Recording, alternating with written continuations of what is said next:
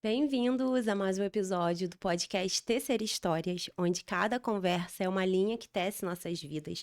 E hoje estou muito feliz recebendo aqui Simone Gomes de Souza, ela que é mulher, mãe de 3, promotora de justiça, estudante de psicologia, apaixonada pelo ser humano, pelas pessoas, pelos livros, por viagens.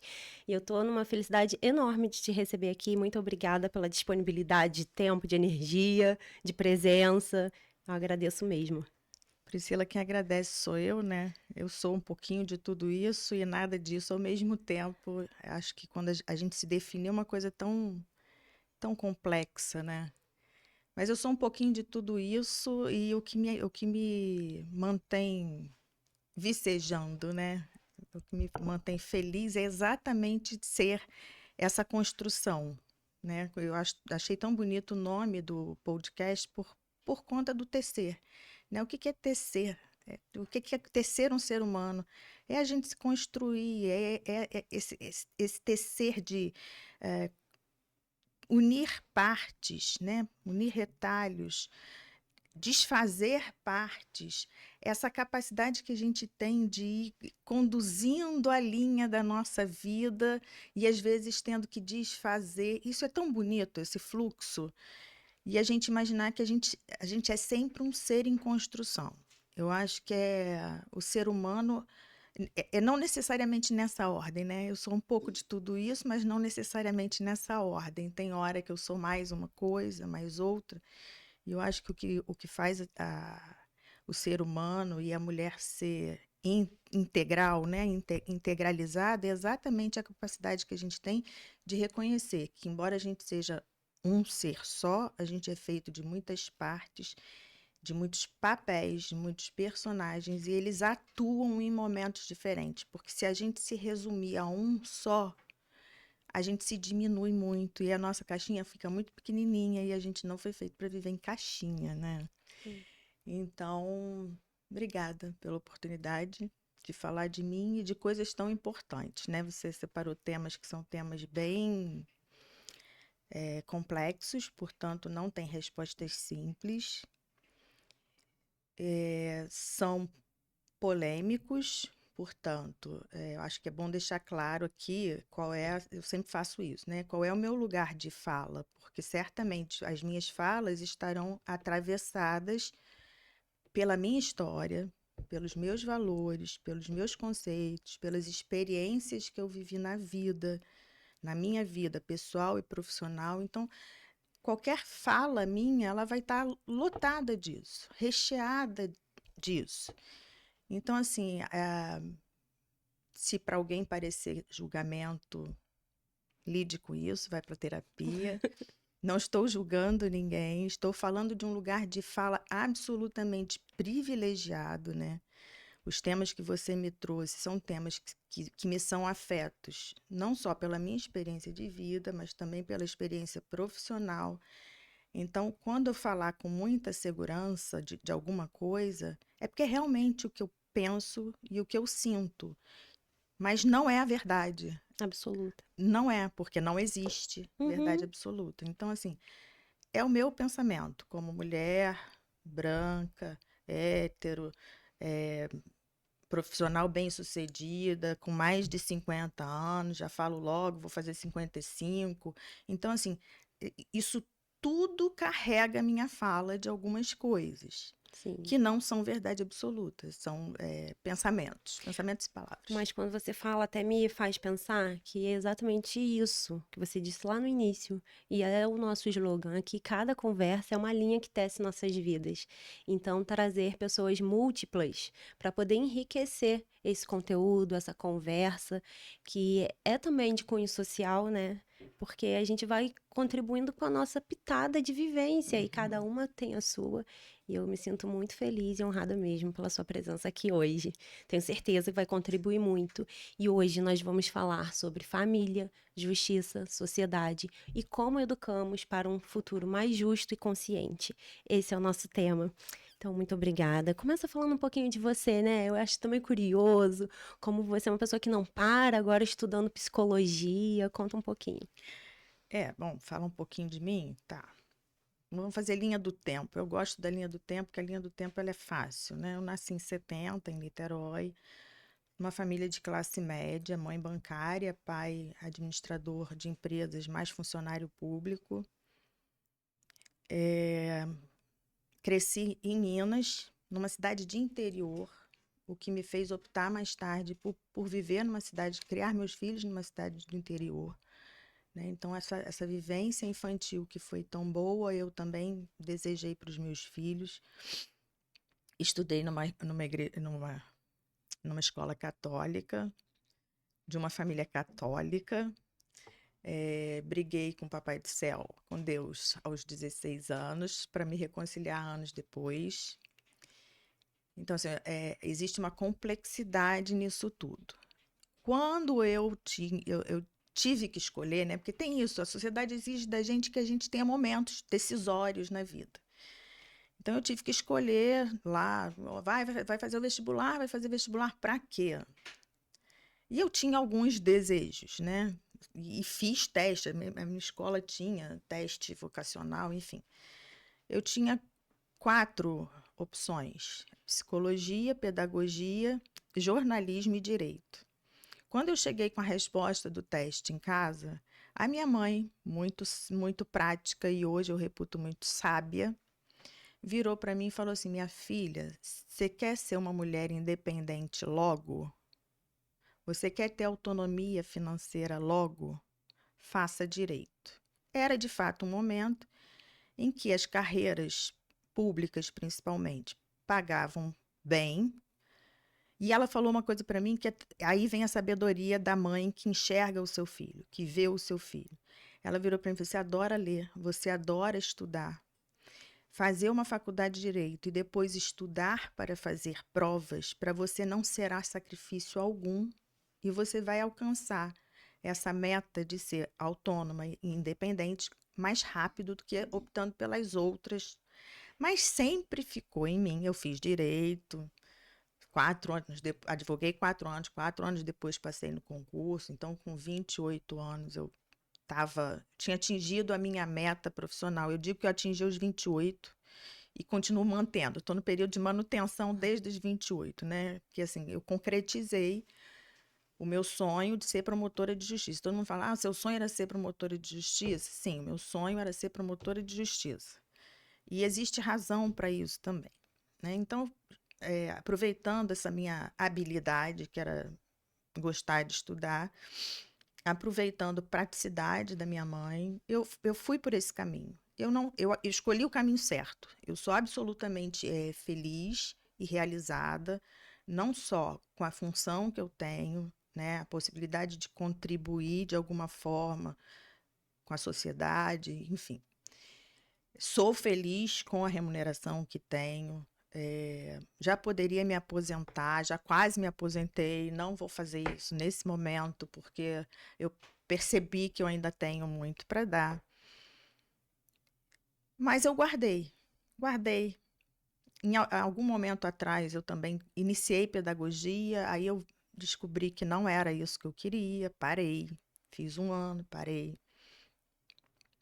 E aí os filhos foram crescendo, né? Porque eu tenho 3, foram crescendo e foram cuidar das suas vidas, né? Vão ficando mais autônomos, começaram a fazer as suas faculdades e começaram a exigir menos de mim, o que fez com que o espaço guardado para o papel social maternidade começasse a ficar com certo vazio. O Sim, tempo que eu despendia para ser mãe foi se esvaziando, o que é absolutamente natural e desejável. A gente tem que se tornar inútil para os filhos em algum momento para que eles possam voar. Mas o ninho foi ficando vazio e eu falei assim: agora que está sobrando tempo, eu vou realizar um sonho. E decidi fazer a faculdade de psicologia, mas decidi, assim, terapeuticamente consciente de que fazer a faculdade de psicologia não pode ser um peso para mim. sim. Que se existe algum peso, ele vem do meu trabalho, né, da minha profissão. Voltar a estudar, para mim, é fonte de prazer e satisfação. Então, a meta é me formar em 10 anos e passar. A mesma adolescente que sonhava fazer a faculdade de psicologia, ou jornalismo, ou e direito, hoje faz psicologia só porque quer e não porque precisa. E isso me coloca num lugar tão bacana. E o meu primeiro emprego, quando eu me formei em direito, foi ser professora. Então, também há um retorno para um ambiente que eu amo, que é um ambiente acadêmico, universitário. Me coloca em turmas absolutamente diversas, porque eu estudo com colegas dos meus filhos que Uhum. ingressaram na faculdade. Tem várias pessoas fazendo a segunda formação como eu, então são turmas onde eu só recebo, sabe? A troca Sim. é muito grande. São realidades muito diferentes e fazer parte desse mundo tem me feito muito bem, né? Então, assim, aquela coisa, já tô velha para voltar a estudar. Não Nunca, estava, né? porque eu podia pensar isso. Uhum. Não estava, e muito pelo contrário, isso me devolveu novos propósitos, novas metas, novos conhecimentos não só acadêmicos, mas também conhecimentos pessoais, novas pessoas entrando na minha vida e de um contexto completamente diferente do que eu normalmente estou. Então, isso só me acrescentou. Porque você está estudando de forma presencial, né? É semipresencial. Existem algumas matérias, né, que são feitas online, oferecidas online, mas a regra é ser presencial. É, E eu, estar dentro de sala de aula, nesse papel ah, de aluna, colega, realmente deve ser bem diferente e traz uma coisa de vivência, né? sim, Revigora, é energético. não, é um tremendo energético, né? Porque se a gente pensar, né, vamos falar um pouquinho disso, falar da mulher quando ela começa a envelhecer, independente dela do que ela faça na vida, Sim. né? A gente está numa sociedade muito cruel, onde a mulher ainda é vista como reprodutora, mãe, dona da casa, né? Responsável pela criação dos filhos e pelos cuidados da casa, organização da casa, enfim. Essa mulher, quando ela pare, ela deixa de ter um valor que era ser a reprodutora. Quando ela cria os filhos, ela perde um valor que era ser mãe. Se ela tem uma profissão, é o momento que ela começa a se desligar da profissão. Biologicamente, é um momento de decadência, porque você vai entrando na menopausa. Então, se você não consegue ressignificar a sua vivência e preencher os buracos que ficam dessas personagens que vão perdendo o protagonismo, a tendência é que você caia num imenso vazio. E esse vazio é um vazio existencial, né? Você vai ter que se questionar, e agora? Eu quero ser o quê a partir desse momento da minha vida? É uma nova crise, a maturidade é uma nova crise. É um novo momento de crise. E que você tem que olhar para esse momento e não entrar no buraco. É construir uma nova escalada, que seja ela qual for, né? O meu caminho foi esse. Eu vou fazer algo novo e algo que me faça bem. Talvez alguém achasse que eu devia me aposentar, já que eu posso, e não vou perder salarialmente nada. Então, assim, para que ela continua trabalhando? Eu continuo trabalhando porque meu trabalho me faz bem. E eu quero continuar trabalhando, é escolha. Que eu podia substituir o meu trabalho, sei lá, por pintura, artesanato. Eu não deixo de fazer nada disso, porque trabalho. E nem porque estou estudando também.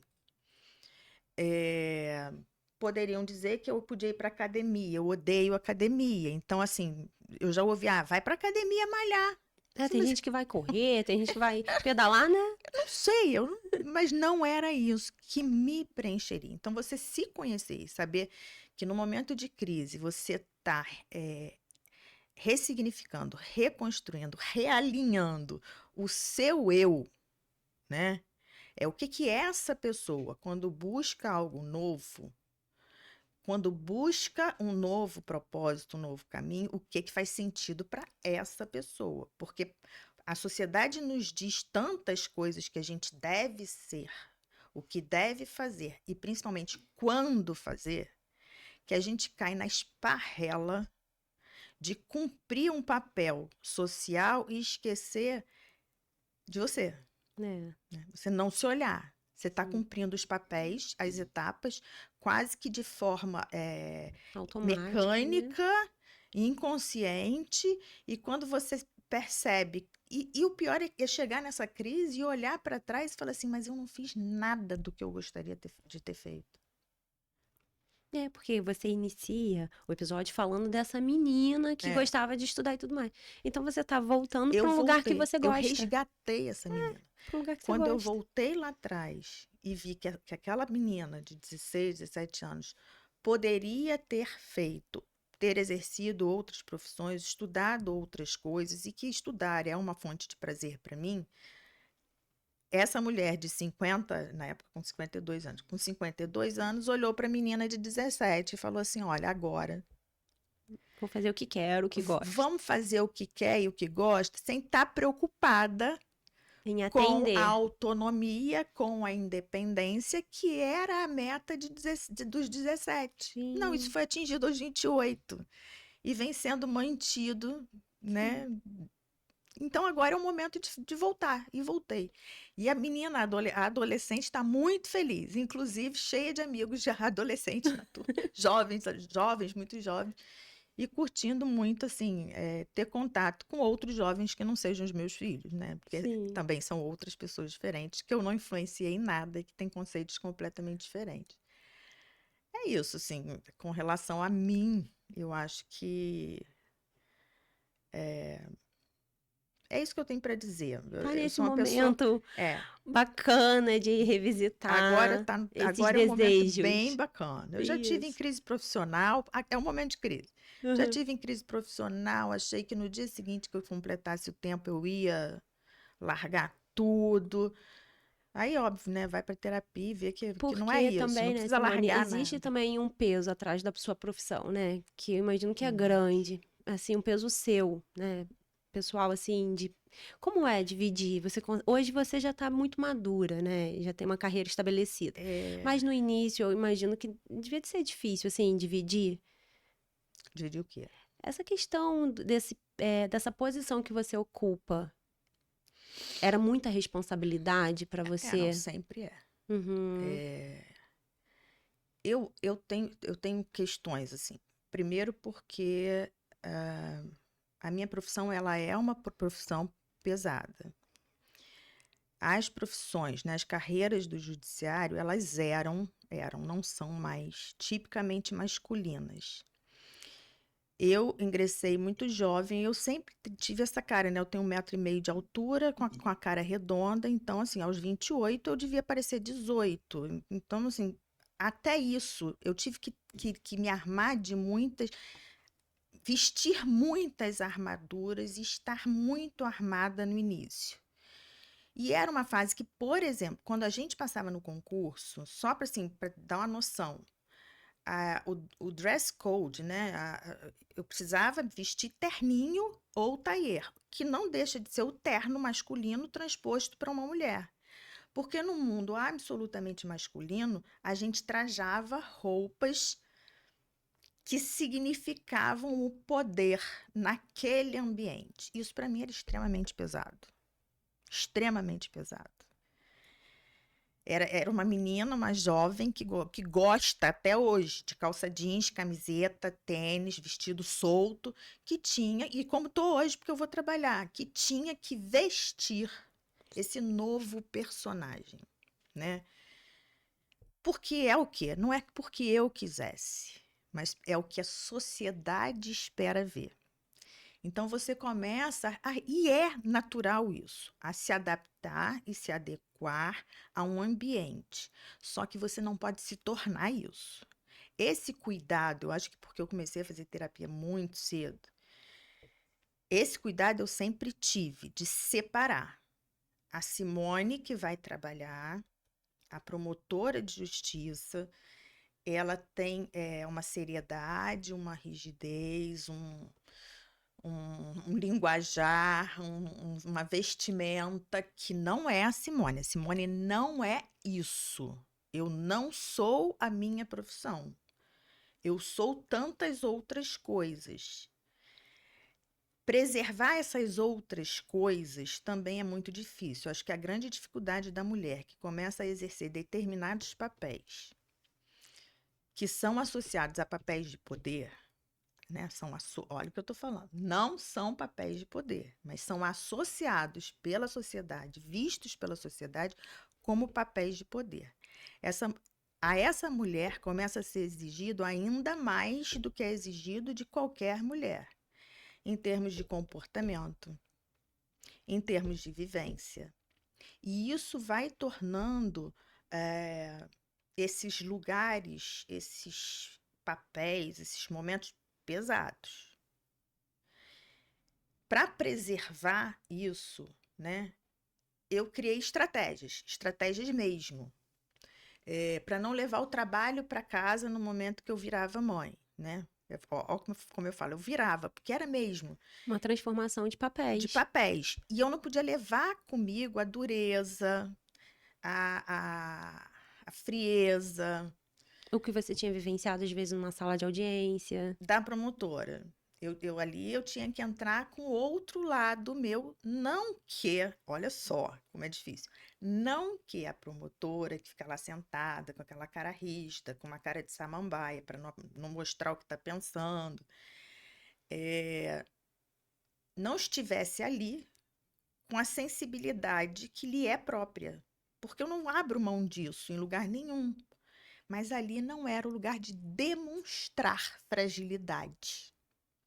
A fragilidade ficava escondida, porque aquele papel exigia Uma resistência, né? uma Uma força. firmeza. Porque o outro espera de você que, já que ele está levando para você uma questão de vida dele, e está nas suas mãos definir determinadas coisas com relação à vida dele, ele espera de você que você tenha equilíbrio emocional, conhecimento, que esteja pensando com frieza e que esteja emocionalmente afastado de tudo isso. O que é impossível, porque nós somos humanos o tempo todo. E nem a gente deve se despir da humanidade que tem. Mas para que o outro não se sentisse inseguro, eu tinha que demonstrar o tempo todo uma segurança. Eu não podia brincar, eu não podia sorrir no trabalho. Eu estou falando lá do início, Tá. né? A gente depois encontra um ponto de equilíbrio nisso tudo, porque a gente vê que não Porque você precisa também ser assim. passou no concurso muito cedo, né? Assim, Eu nem sei, porque assim, no meu concurso eu era a quarta mais velha. Mais entendi. velhas que eu, só três.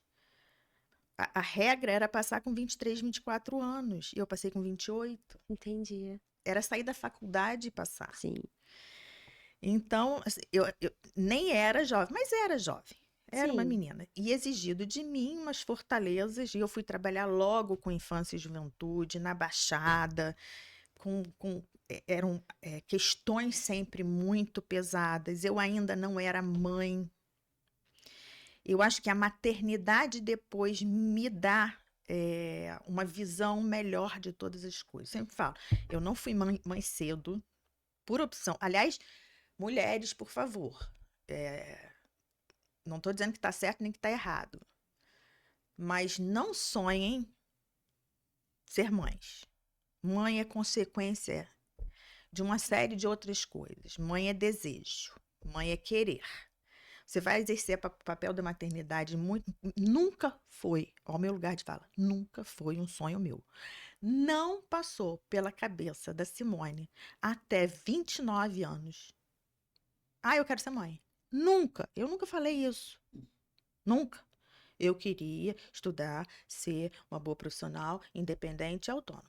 A maternidade não passava pelos meus desejos. Sou eu falando. Sim. A minha irmã era completamente contrária. Minha irmã queria casar com 1000 saias, com 1000 babados e queria ser mãe, né? Criada na mesma família, da mesma fonte. Então, assim, cada um é um. Mas começar a exercer essa profissão tão enrijecedora, tão jovem, e vendo que a sociedade exigia de mim, eu tendi a me fechar. E eu sou fechada até hoje, a me preservar. Para, na verdade, eu não acho nem que eu esteja preservando a função, a promotora de justiça, não. Porque essa, eu vou lá e represento, e faço o trabalho direitinho, cumpro minha tarefa. É para preservar a Simone. A Simone que gosta de chegar em casa e ficar de pijama. É a Simone que não precisa estar maquiada, é a Simone que fica descabelada, é a Simone que fala palavrão, é a Simone que conta piada, é a Simone que ri, é a Simone que implica com as pessoas, que brinca com os filhos, que vai para o chão rolar com os filhos. Então, assim, a maternidade me trouxe muito mais leveza do que responsabilidade. Olha que engraçado, porque talvez eu estivesse pronta para exercer esse papel. Eu já estivesse madura e segura em outras etapas para exercer a maternidade. A maternidade não é fácil. Ela é romantizada, ela é endeusada, ela é santificada. Não é. Tem mulher que não nasce para ser mãe e não tem nada de errado nisso. Tá tudo bem. Errado é a gente exigir que uma mulher seja mãe, porque esse é o papel social dela. Existem mulheres que amam ser mães, são mães maravilhosas e ficam satisfeitas em serem só mães. Beleza, não tem nada de errado nisso, desde que isso tenha sido uma escolha. Então, quando os meus filhos começam a entrar na minha vida e acrescentar à minha vida, principalmente um tipo de fragilidade, porque não existe a fragilidade dos meus filhos, porque um bebê é absolutamente dependente. A fragilidade dos meus filhos, a dependência deles para comigo, trouxe para mim enfrentar a dependência do outro quando eu era absolutamente independente. Fez com que eu enfrentasse não ter a liberdade de sair, viajar, porque era o momento de estar com eles. Então, eles vêm mexer nas estruturas da Simone e mais, trazendo um tipo de amor que eu desconhecia. E a minha mãe falava isso para mim: você só vai entender o que é ser mãe quando você for. E é verdade. Se eu sinto a maternidade como ela sentiu, como você sente, claro que não. Mas eu descobri em mim uma pessoa disponível para o outro ser humano de uma forma que não era só profissional. Não sei se você consegue me entender. Sim, Porque a minha porque é um preocupação olhar com o simples outro... da criança também, né, para você, assim. E às vezes eles demandam coisas pequenas, né? Não, e E simples. simples Sim. assim, é um afeto, é um carinho, é uma atenção, é um minuto de brincar. E aquilo parece ser tão grandioso. É bom que essa percepção do tempo na criança pequenininha não exista, né? O tempo da criança é igual ao tempo do cachorro. Não faz a menor diferença. Então, quando você dá um tempo com qualidade, com absoluta dedicação, você recebe em troca algo que é É. inestimável.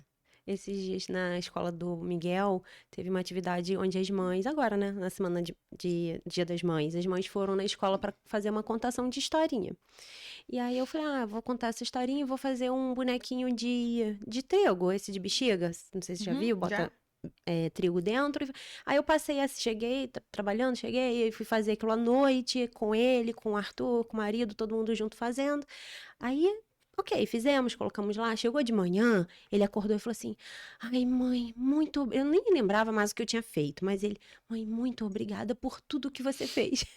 Eu falei assim: é um ato tão simples, mas para a criança se torna tão grandioso, né? Sim.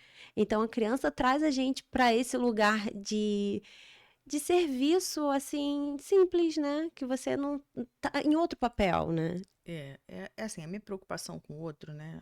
Eu acho que o trabalho que eu escolhi tem a ver com isso. Isso é meu, ter um olhar para o outro, para a sociedade, para a desigualdade, para a falta de solidariedade, para o exercício do poder, em benefício próprio. Eu acho que a minha profissão me garante isso, mas me garantia isso com relação a um outro que não estava conectado a mim. Com seu eu, né? De essência ali. Quando os meus filhos entram na minha vida, eu falo, eu fui me tornando a cada filho, eles são 3, uma pessoa diferente e melhor. Porque eles são seres completamente diferentes, que exigiram de mim dedicações, habilidades completamente diferentes. Então, a maternidade na minha vida teve um papel de crescimento, de desenvolvimento pessoal, de me enxergar. E eu não vou dizer que foi fácil, não. Eu tive muitos momentos de crise. Essa história de que mãe. Eu tive vontade de arremessar filho pela janela e me sentia a pior pessoa do mundo. Porque o ser chorava, chorava, chorava, chorava, chorava, chorava. E eu não descobri o que ele queria. Aquilo me deu uma agonia tão grande que eu falei assim, ai, que vontade de arremessar pela janela. O pensamento veio. Eu falei, gente, que pessoa horrível que eu sou. Não. É que pessoa humana que eu sou, que está aqui desesperada, querendo resolver um problema de um ser que não consegue me dizer o que está sentindo, eu não sei o que fazer.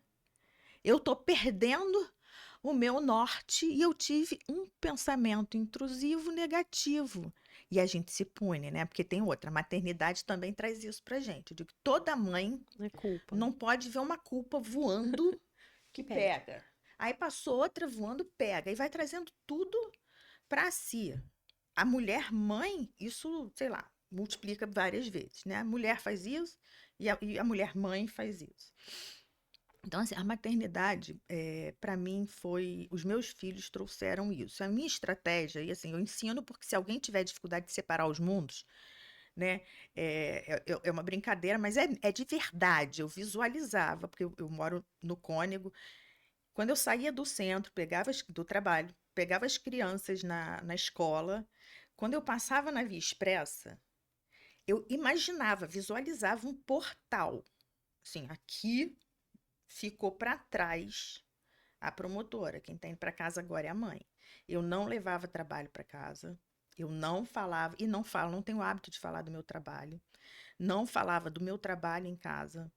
Eu não levava a pior questão para dentro de casa até a determinada idade deles. Depois, eu acho que as minhas experiências profissionais, principalmente na infância e adolescência, me ajudaram muito a mostrar o mundo real para os meus filhos. Os meus filhos não foram criadas na bolha da mãe bem-sucedida. Assim, só para ficar claro, né? Eu sou mãe solo, porque eu me casei, tenho filhos de 2 casamentos e os casamentos não duraram. Até porque é difícil um homem lidar, ainda é difícil um homem lidar com uma mulher que tem a posição que eu tenho. Isso ainda incomoda. É uma pena que incomode, mas é difícil. Eu compreendo que é difícil lidar, né, com alguém com tanta autonomia, com tanta independência, com vida própria, mas o desejável é que homem e mulher tenham isso tudo e que eles se unam para isso e para um crescimento conjunto.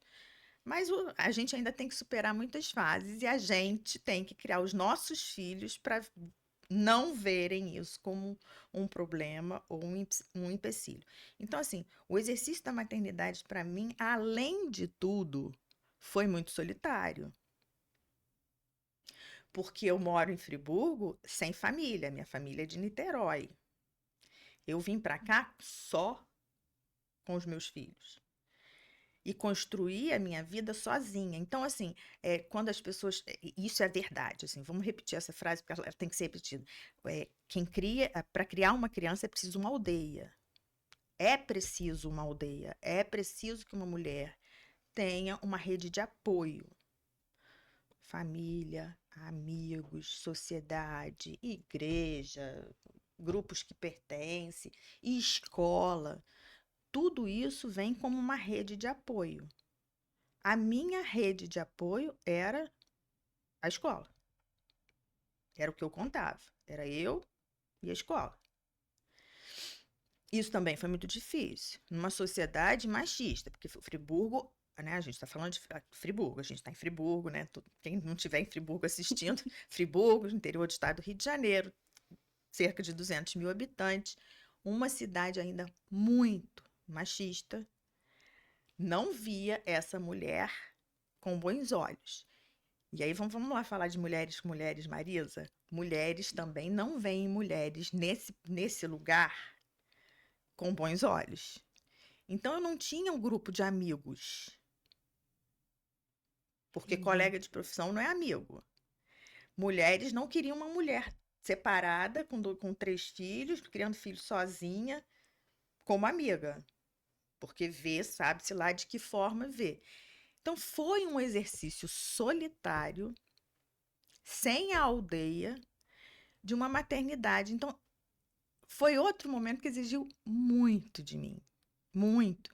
E eu tinha uma das promotorias mais pesadas de Friburgo à época. Eu tive que contar muito com a escola. Eu sou muito grata àqueles momentos que eu podia ligar e falar assim: hoje eu vou ter problema de manhã até de noite. Ah, não, pode deixar aqui no integral. E ficava no integral. Agora também, se minhas tarefas terminassem às 4 da tarde, eu ligava e falava assim: tem alguma tarefa importante? Não, tô indo buscar. Eu cumpria para poder ter. Equilibrava, né? Eu tive que encontrar equilíbrio em muita coisa. E tive que abrir mão de muita coisa, né? Por exemplo, eu falo que eu adoro viajar, né? E adoro mesmo. Se eu pudesse, eu só viajaria. Quem sabe eu não vou trabalhar com turismo um dia. Ou vou Mas só ainda é viajar. diferente, melhor Ou só você só viajar. viajante, mochileira, sei lá o que você. Mas eu adoro viajar.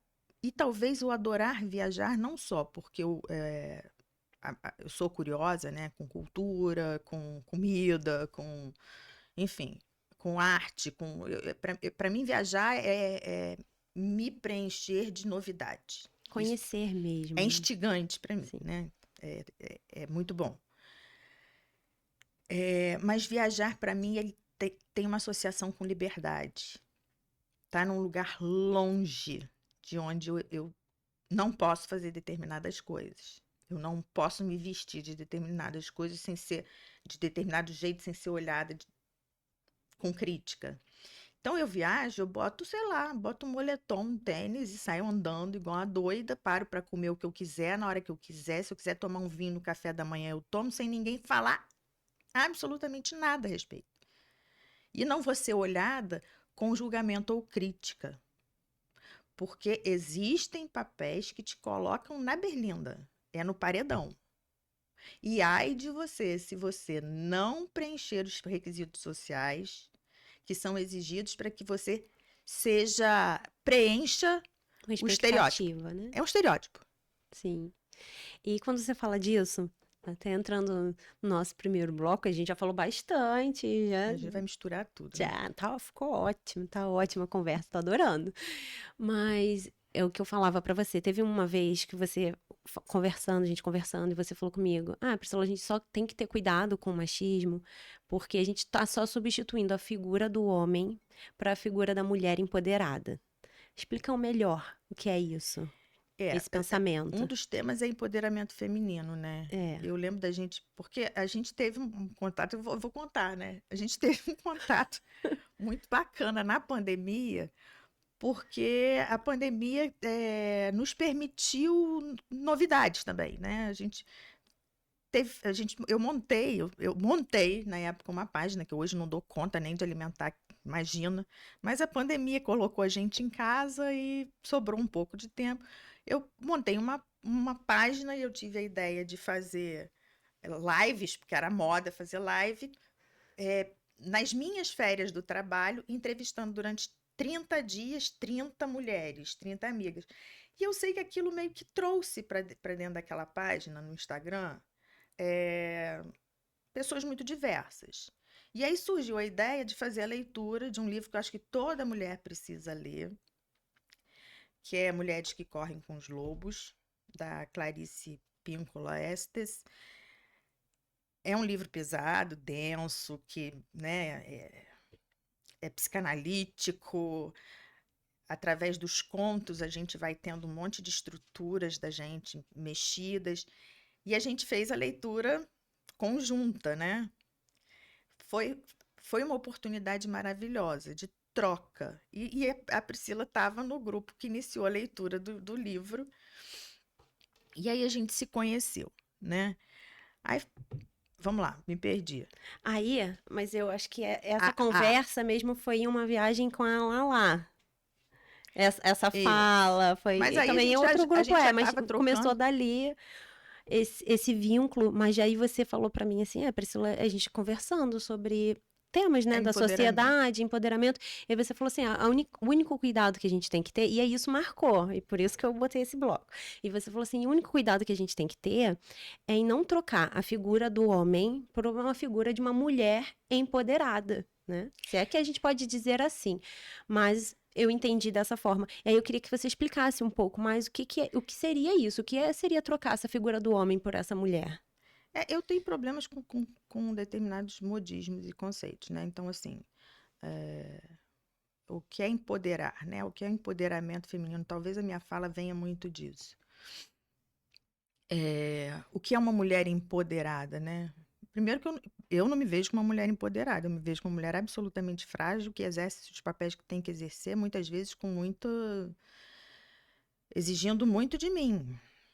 É cansativo às vezes. Então, assim, a gente tem que tomar muito cuidado ao imaginar que uma mulher empoderada é uma mulher que age como o homem age, que exerce o poder como o homem exerce, que ocupa o lugar masculino. Não. E eu não te empodero, né? Não existe essa dominância. Porque numa relação entre homem e mulher tradicional, né? O masculino se sobrepõe ao feminino, e não só em características, mas também pela força. Então, quando a mulher começa a exigir para si o lugar que é dela, primeiro, a gente não pode fazer confusão de termos, né? Ela não está sendo feminista. Feminista é a mulher, as mulheres, graças a elas, muitas mulheres, há muito tempo atrás, começaram um movimento que já está na quinta onda de lutar por igualdade de direitos. Isso é uma coisa. Outra coisa é você confundir feminismo que se opõe a machismo. Não, machismo é um modo horroroso, estrutural, de dizer ao homem que ele pode tomar atitudes que são próprias do macho, né, do masculino, em detrimento e de poder. Então, assim, as relações que têm poder envolvido me incomodam muito. E quando você coloca assim, uma mulher empoderada empoderando outras mulheres, isso é de um absurdo tremendo, né? Primeiro porque o poder é seu. Você pode desenvolvê-lo ou não. No máximo, você pode se espelhar, se inspirar em uma outra mulher. Mas jamais querer ser igual a ela, porque você não é ela. Parte do princípio que você é você, e que se você entende que você tem uma força dentro de você, um poder dentro de você, um desejo dentro de você, algo que possa te mover, você pode fazer isso, inclusive, sozinha. Houve uma moda aí. Aliás, tudo é modismo. Coach é modismo, isso vai passar, né? Então, assim, eu vou. Páginas de empoderamento feminino. Não, prefiro dizer que mulheres. Eu prefiro. Se é modismo, eu prefiro sororidade. Eu prefiro que mulheres aprendam a ser amigas de mulheres. Mulheres parem de competir com mulheres. Mulheres parem de diminuir mulheres para se valorizarem. Mulheres se unam para crescer juntas. E isso não é feminismo. E isso não é empoderamento. Isso é fraternidade entre mulheres, coisas que homens fazem com muita facilidade. E eles tiveram um mundo pronto para eles, com todos os direitos e vantagens garantidas para eles. Então, hoje, quando uma mulher começa a assumir a força que tem, que é dela, ela vai incomodar. Ela vai incomodar. Ela vai incomodar homens, ela vai incomodar a sociedade e ela vai incomodar mulheres, porque as pessoas não é que as pessoas não é que elas queiram manter as coisas assim, não. É porque o ser humano tem dificuldade com mudanças. E a mulher tomar um lugar que não é o lugar do homem, mas o lugar da mulher, exercendo todos os papéis que ela quer exercer, ou não exercendo papéis que ela não quer exercer, é se empoderar de uma coisa que eu chamo de liberdade.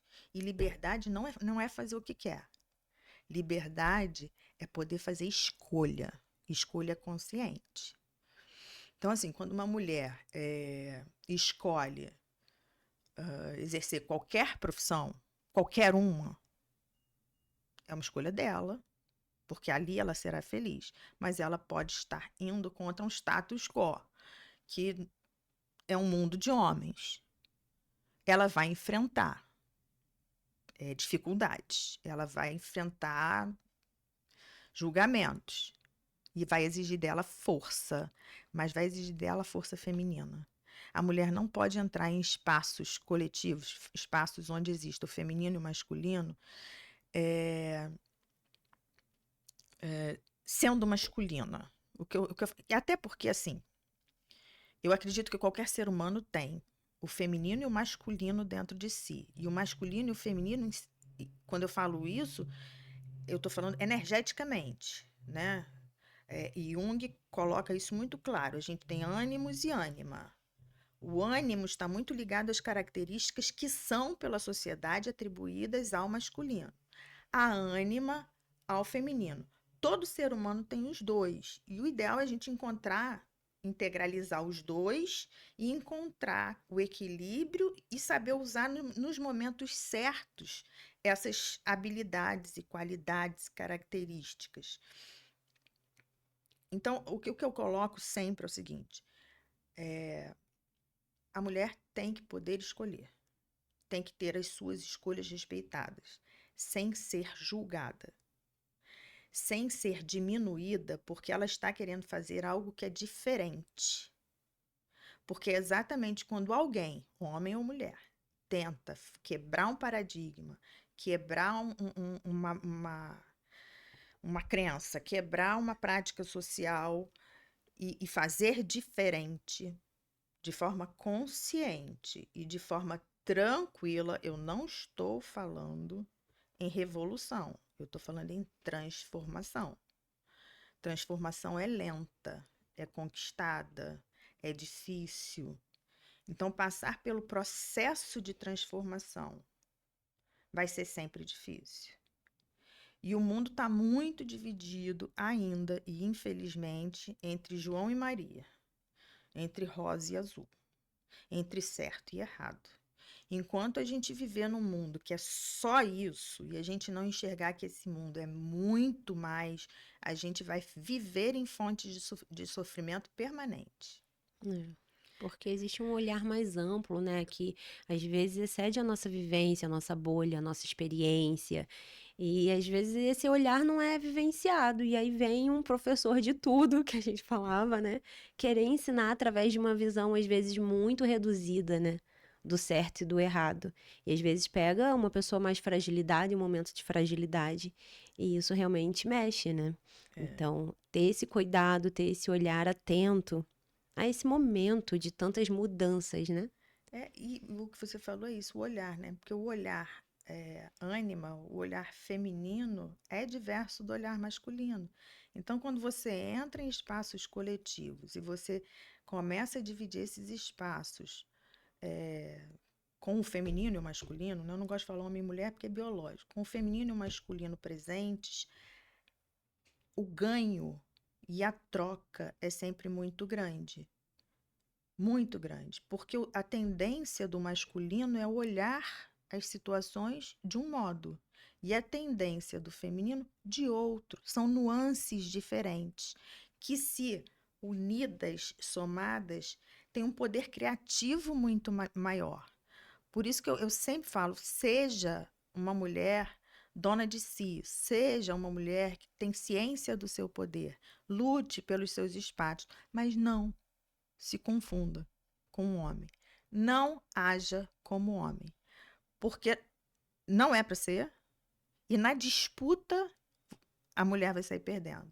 Existe um modo muito próprio da mulher lidar com situações que não está errado e que é onde ela vai se sentir mais confortável em estar, porque ela não está lutando contra a sua essência.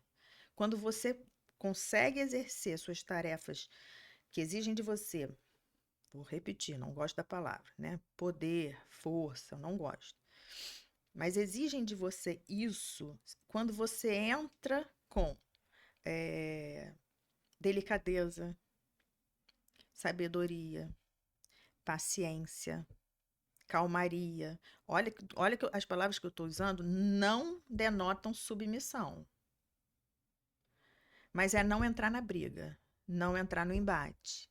Porque o corpo do homem será muito mais forte do que a mulher, de regra, né? Não vou dizer que na academia não tem mulheres muito mais fortes que homens, mas tem.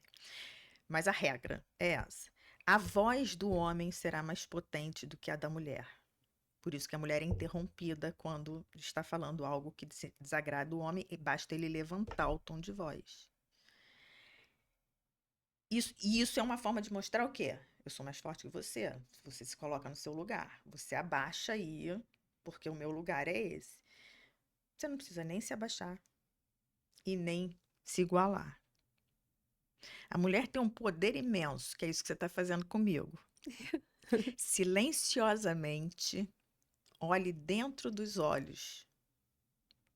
Aguarde o show de poder e volte a falar. Volte a falar. Exija o seu momento de fala. Terminou? Eu quero concluir meu raciocínio. Porque eu tenho coisas a acrescentar que você não colocou. E coloca.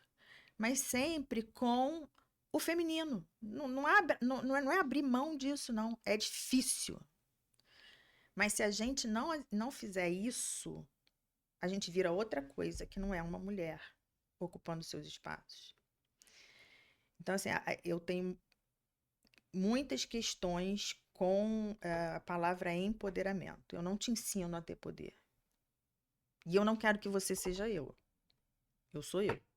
Eu tenho a minha história, eu tive as minhas lutas. Eu costumo usar uma figura, assim.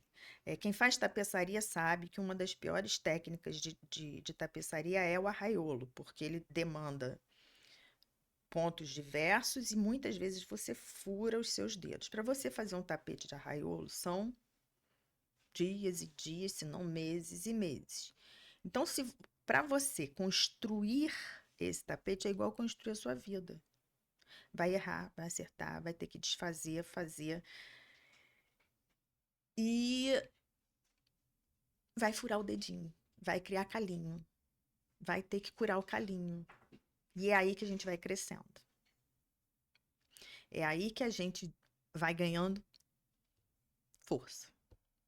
É aí que a gente vai descobrindo a nossa capacidade de superar as dores, as dificuldades, de persistir, de empreender, de vencer os obstáculos que a vida traz. Então, assim, é saber fluir, mas fluir nadando. Nadando. Porque tem hora que vai ter que nadar contra a correnteza. Mas segue. Segue com persistência, com sensibilidade, com carinho, com essa visão amorosa, porque é próprio do feminino. Não estou falando que é próprio da mulher, é próprio do feminino. O olhar amoroso para todas as coisas. Tem homens que têm o olhar amoroso. E se a gente criar homens para terem esse olhar, porque o papel, aí eu vou voltar, o papel da criadora dos filhos, orientadora, ainda fica para a mulher. Então, a mulher que fica se lamuriando de um mundo onde ela é vítima do machismo, ela se lembre de que ela é uma machista se desconstruindo, dependendo da geração dela. Eu falo o tempo todo, eu não sou feminista, eu sou uma machista em desconstrução constante, porque eu venho de uma família, de uma época absolutamente machista, então eu preciso desconstruir. E eu não posso replicar isso nos meus filhos homens. Foi um cuidado que eu tomei o tempo todo. E não é fácil para eles terem sido criados dessa forma, porque ainda esperam deles comportamentos que eles não tomam, que eles não têm. Esperam deles falas que eles não replicam. Então, eu fico feliz por isso, mas sei que eles têm os desafios deles por terem sido criados assim. O desafio de toda mãe é não criar mais um machista para o mundo. Porque ela está replicando algo que vai fazê-lo sofrer e vai fazer outra mulher sofrer. Porque o machismo faz o homem sofrer. Faz o homem sofrer porque faz ele matar dentro dele um monte de características que fariam dele uma pessoa muito melhor, se ele se permitisse ser sensível. Outro dia eu li uma postagem qualquer que falava assim, dois irmãos, né? Brincando na sala, um menino e uma menina, brincando de boneca. Tias reunidas, incomodadas com aquilo e dizendo que aquele menino não devia estar brincando de boneca. A resposta do próprio menino com 6 anos foi: eu estou brincando de ser pai. Que bom que hoje a gente tem meninos brincando com bonecas e brincando de ser pai, para que a gente chegue numa geração em que o homem ajudar a mulher faz dele um ser extraordinário. Como se o pai não tivesse todas as responsabilidades, todas as capacidades e habilidades que a mãe tem, que a mulher tem. Então a gente precisa desconstruir, mas isso é transformação. É transformação lenta. Num mundo que a gente está vendo agora, que o mundo parece que dá uns passos para frente, uns para trás, para frente, para trás, para frente. Agora parece que a gente está dando um monte para trás. Isso me assusta muito. Assim, voltando ao ódio entre homens e mulheres, a alimentação do ódio de meninos contra meninas. E mais, das meninas contra elas mesmas. Outro dia eu li um negócio, um artigo que a gente falou, né? O nosso papo outro dia foi sobre a adolescência. Sim. O filme, né? O filme Adolescência.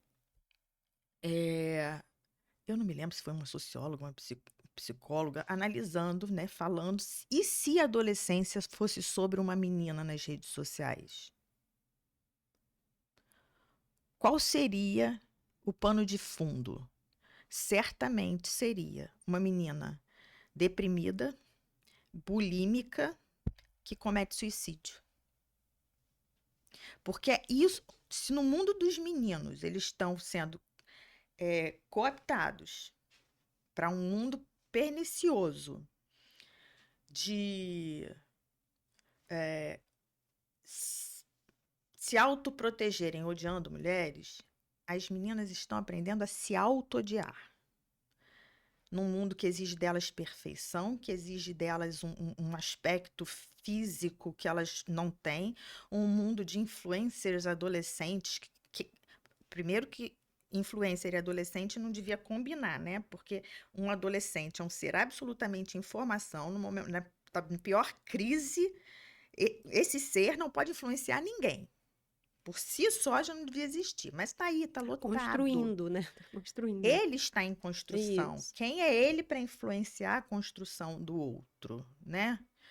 Quem somos nós para influenciarmos a construção de qualquer pessoa? Mas, enfim, esse é o mundo. E aí a gente combinou de falar um pouco do desafio da rede social e eu quero falar sobre isso, Tá. e repetir aqui algumas... Vai ter que voltar, Simone.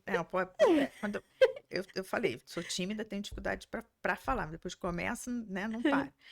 Eu queria repetir, eu tô repetindo mesmo, Sim. né, uma fala da juíza da Infância e Juventude da capital, a doutora Vanessa Cavalieri, que tem um projeto, Protocolo Eu Te Vejo, do mesmo nome, né, na rede social, né, no Instagram é @protocolo eu te vejo.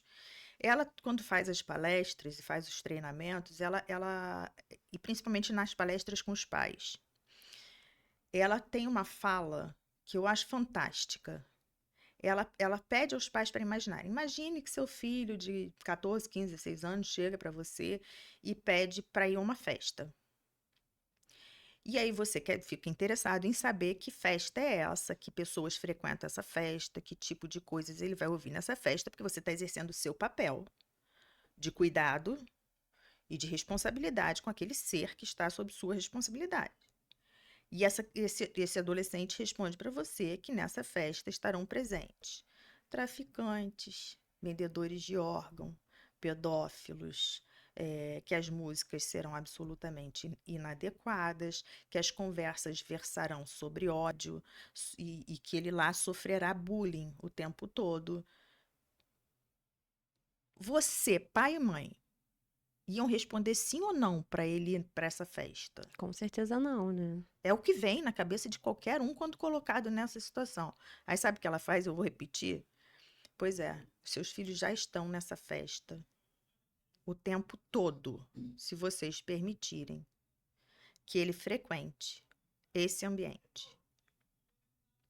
E é isso, né? A gente não tem controle. Existem aplicativos de controle, mas eles inventam um jeito de fugir do controle que a gente estabelece. Então, assim, estar Talvez a gente tenha conectado, um controle, é não algum, dar. algum, né? É aquela história também. Eu botei meu filho de castigo, tirei o celular dele, mandei ele ficar no quarto. Aí você pergunta assim, tá, mas ele tá no quarto com o computador, jogando joguinho?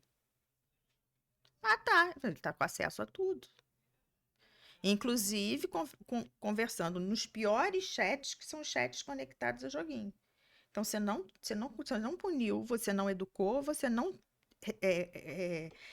Retirou o acesso, né? Não, você não protegeu o seu filho. Ele continua lá exposto. Então, a gente hoje, né, eu acho que é um desafio. Os meus filhos não tiveram acesso, até por conta de não ter celular, né? Pela idade deles, o acesso ao celular para o adolescente, para eles, chegou mais tarde. Hoje, infelizmente, a gente vê pais e mães entregando o celular a bebês para eles ficarem quietos enquanto os pais conversam. Ou pior ainda, você senta num lugar para comer, os pais estão em celulares com bebês em celulares. Então, assim, a gente está perdendo a conexão pessoal, a gente está se afastando dos nossos filhos e eles estão em absoluto risco. E é risco pessoal mesmo.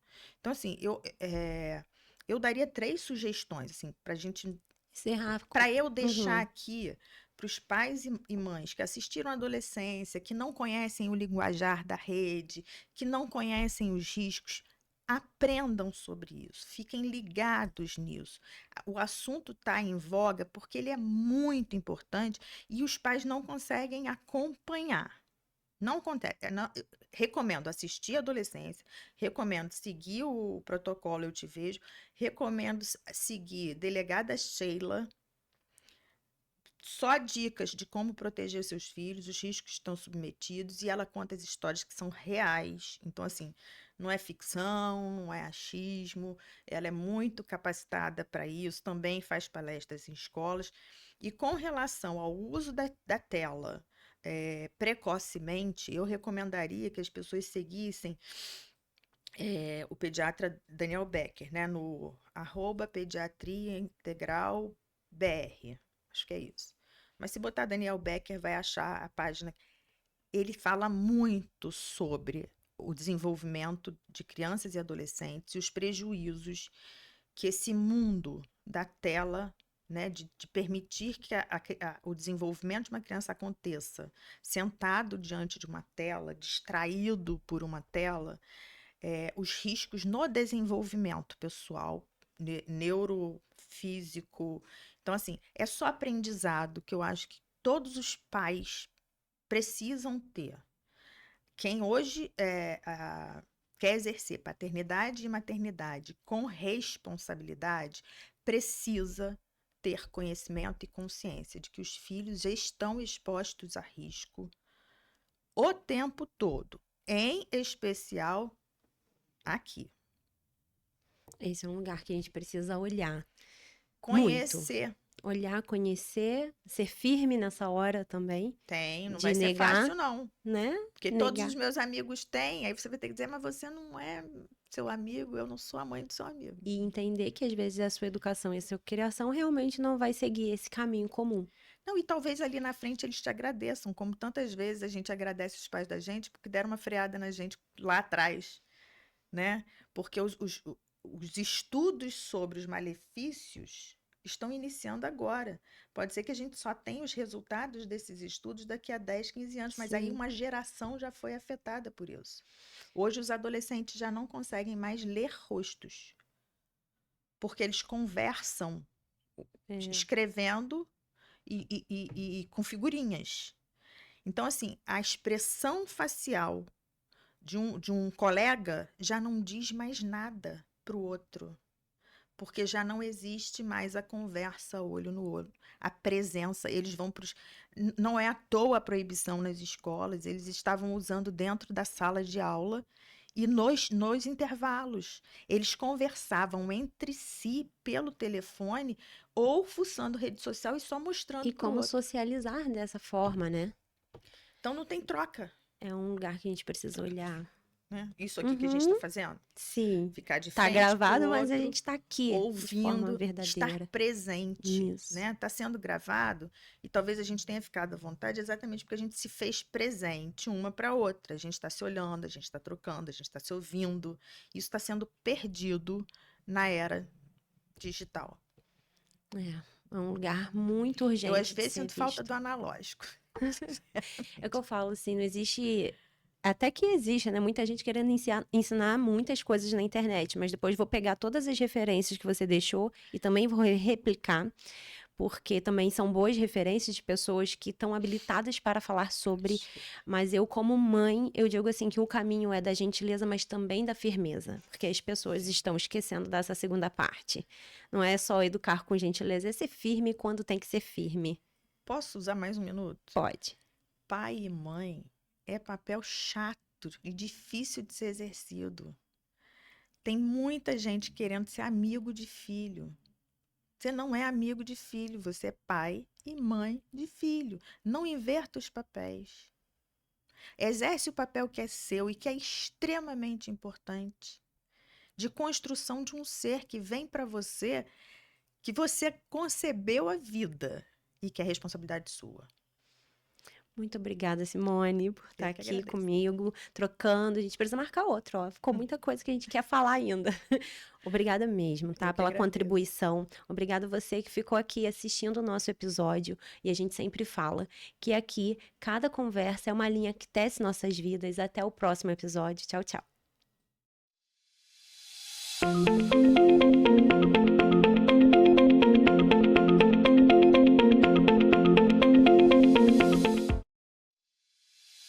Thank you.